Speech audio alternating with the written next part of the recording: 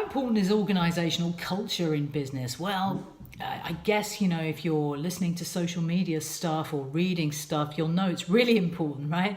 There does seem, however, to be lots of comments about this that kind of have people on one side of an organizational culture fence or another. And so I wanted to do this video to give you my thoughts and opinions and just to see whether it rings true and resonates with you. So I don't think that organizational culture, the creation of or embedding of, is a kind of one-dimensional thing, but it does begin with an organization's leaders. So if you're a CEO or a business leader, or you're senior in the management team in an organization, then you should be thinking about the organizational culture that you want to cultivate.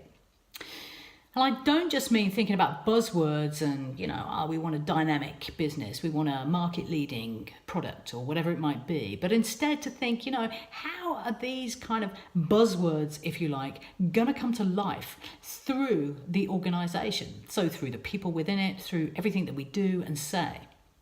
Because organizational culture really is the foundation for everything, right? So that would be the first step. The second step is, I guess, how robust is my communication strategy? So you might have heard of the term mushroom syndrome. If you haven't, then I suggest you look it up. But trust me, in business, nobody wants to be a mushroom.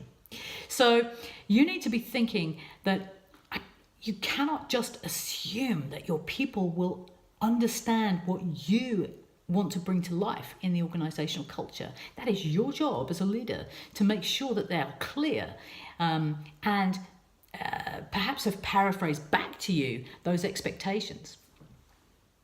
And the third step is then making sure that you don't just overtly tell people how you want the organization to be in terms of activities, actions, language, behaviors, but also you yourself are teaching your people covertly through your own behaviors, through the language that you yourself speak each and every day.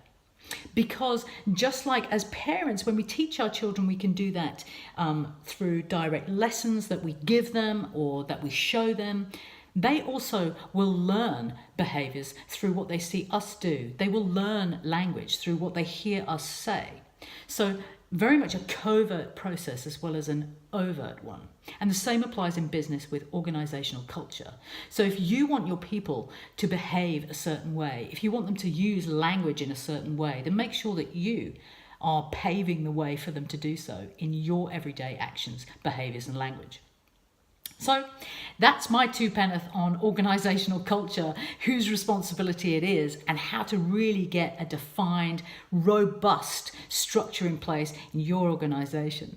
So what are your thoughts? Do you agree, disagree, have other comments to raise? Please put them in the box below. I'd love to hear them. You can see this video, by the way, and more on my Runway Global YouTube channel. Have you subscribed yet? If you haven't, please do.